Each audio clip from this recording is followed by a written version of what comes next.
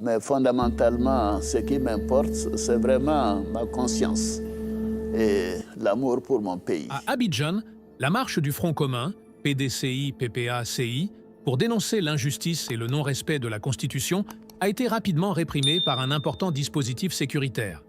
Des courses-poursuites, arrestations et affrontements ont eu lieu, où des échauffourées ont éclaté entre manifestants et forces de l'ordre.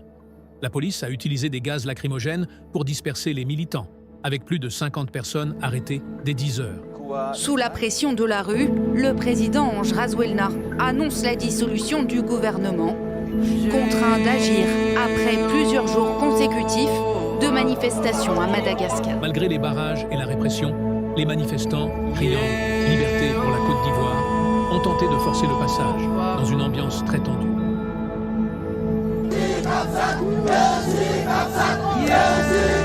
Le CAPSAT, c'est le camp militaire où sont stockées les armes et les munitions de l'armée. Ce matin, dans une vidéo publiée sur Facebook, le colonel Michael Randjianirin a appelé toutes les forces de l'ordre, armée, police et gendarmerie, à rejoindre la population malgache et à désobéir aux ordres de leur hiérarchie. Bien-aimés dans le Seigneur, peuple de Dieu, soyez bénis dans le nom puissant et souverain de Papa Jésus. L'Éternel a porté ma vision. Et j'ai vu une vision étrange. Bon, la campagne est ouverte depuis minuit, 1 minute. Comme la famille, shalom, peuple de Dieu, que la paix de Papa Jésus soit avec vous, que sa grâce et sa faveur puissent vous localiser en cette journée bénie. Peuple de Dieu, l'Éternel a porté ma vision sur nos nations africaines. L'Éternel a porté mes regards sur nos nations africaines. Bien-aimés dans le Seigneur, peuple de Dieu, soyez bénis dans le nom puissant et souverain de Papa Jésus. L'Éternel a porté ma vision. Et j'ai vu une vision étrange. Dans cette vision, j'ai vu de la pluie tomber. Et j'ai vu un trottoir. Et sur ce trottoir, j'ai vu un gros fromage. J'ai vu un gros fromage. L'Éternel me montre que ce fromage était préservé par un gros rat. Alors j'ai vu plusieurs petites souris commencer à courir pour vouloir apprivoiser, pour vouloir manger du fromage. Et j'ai vu ce rat jalousement se mettre sur tout le fromage. Alors, j'ai commencé à avoir une bataille. J'ai commencé à voir ces souris en train de s'agripper à ce rat-là.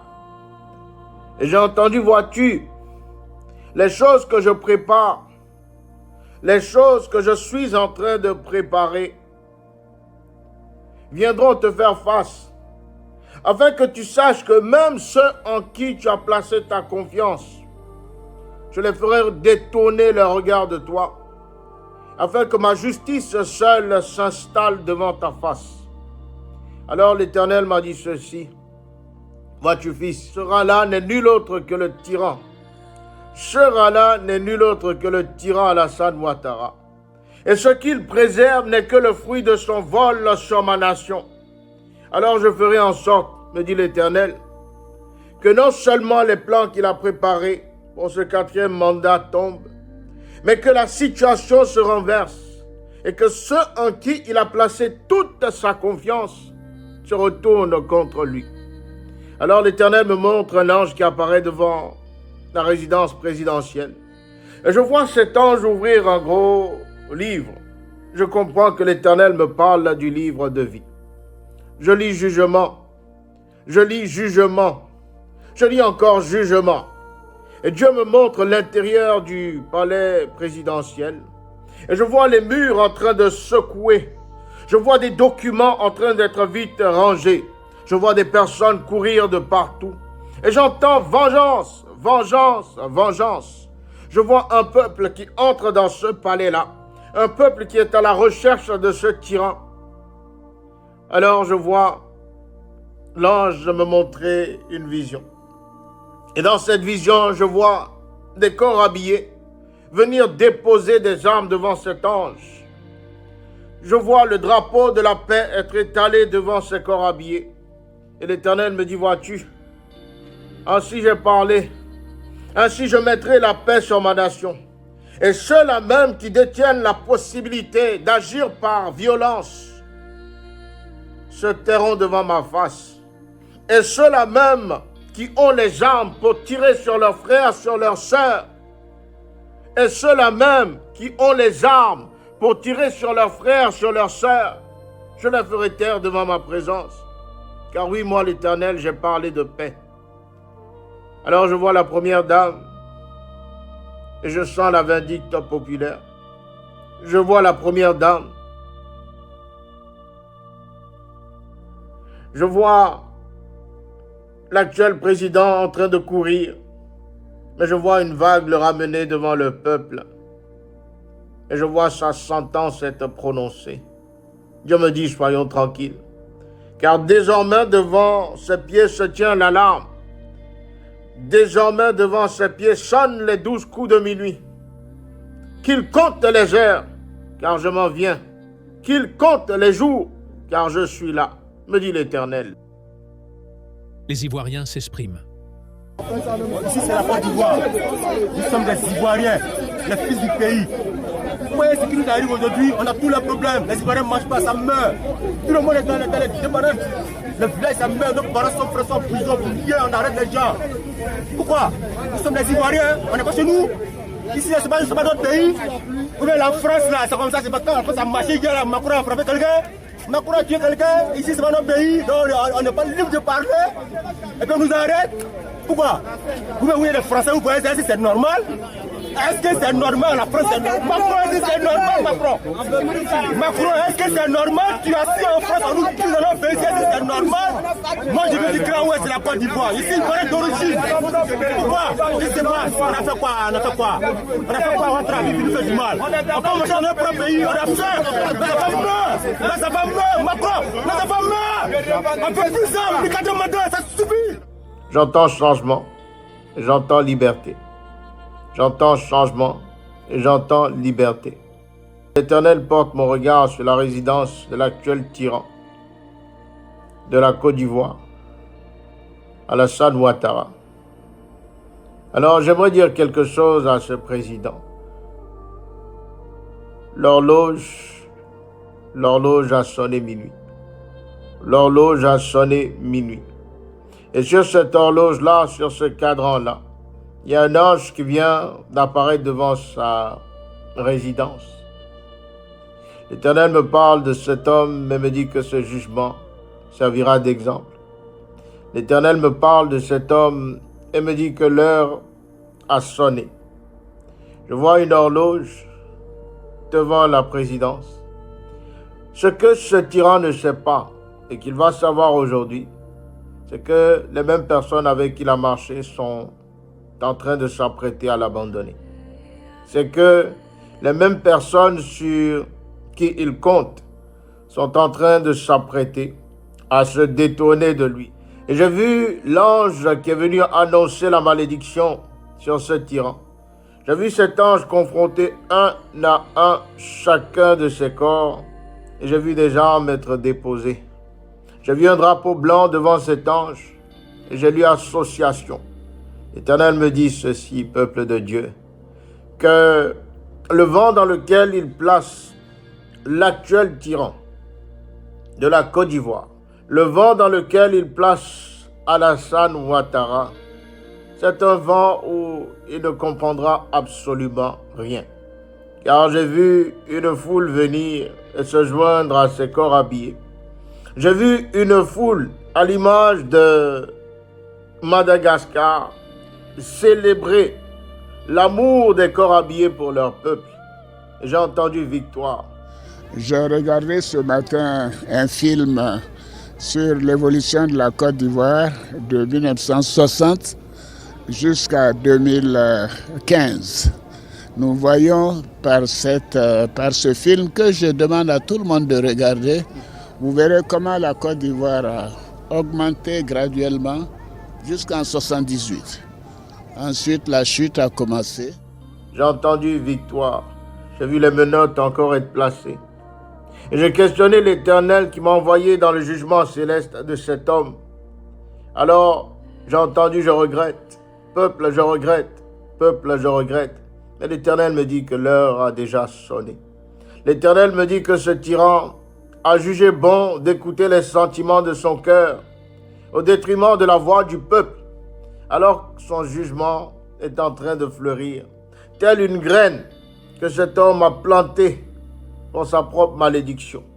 Dieu me parle de son épouse et Dieu me dit que nous prions. Dieu me dit que nous prions. Car je vois une foule enragée en train de casser partout. Et je vois cette dame en train de vouloir fuir. Car l'Éternel m'a parlé d'un projet. Un projet où cette dame devait quitter le pays avant ces élections. Mais il n'en fut rien. Alors Dieu me dit, peuple de Dieu, préservez-la. Prenez pitié et préservez-la.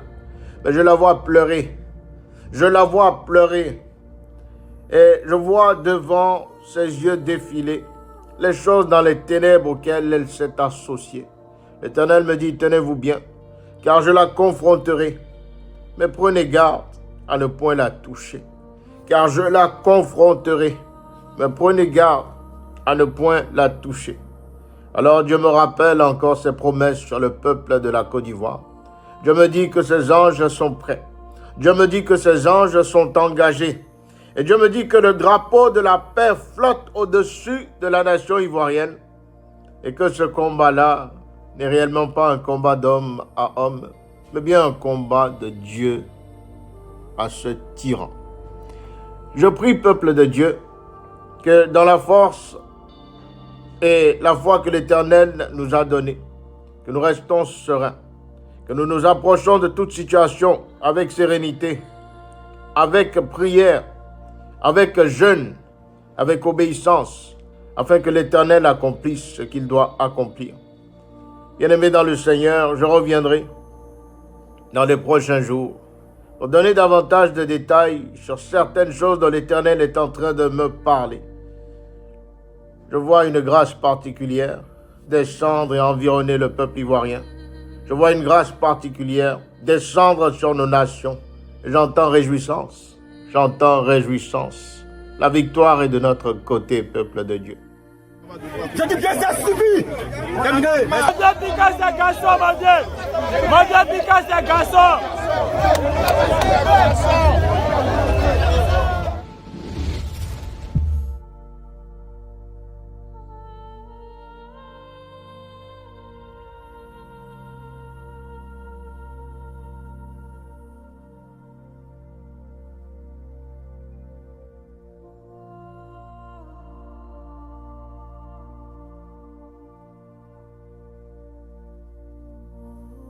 L'Éternel me dit encore ceci.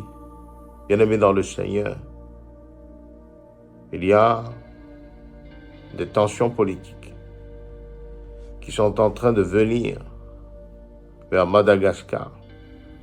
Il y a des tensions politiques qui sont en train de venir vers Madagascar. Je vois un chamboulement arriver. Je vois aussi un vent. Ce vent qui commence à souffler. On progresse.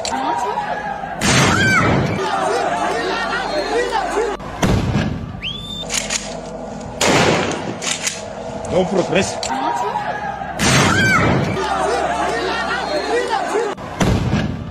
Prions pour le peuple malgache.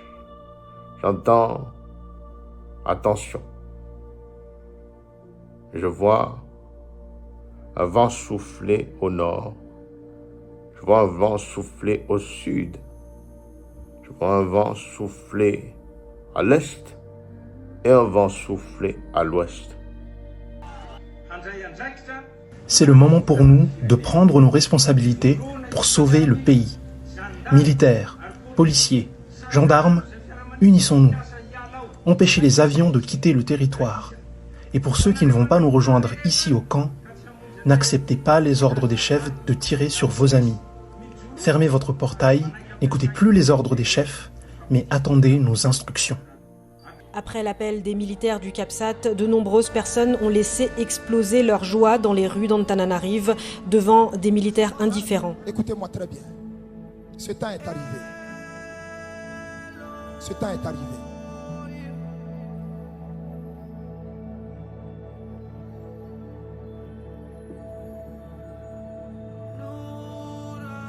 Merci Seigneur. Écoutez ceci. Le temps de Dieu pour que les ténèbres se dissipent au-dessus de la Côte d'Ivoire. Ce temps est arrivé. Pensez par l'Esprit de Dieu à la reconstruction. Pensez par l'Esprit de Dieu à la reconstruction. Que celui qui a des oreilles et de la connaissance entende et discerne ce que l'Esprit dit.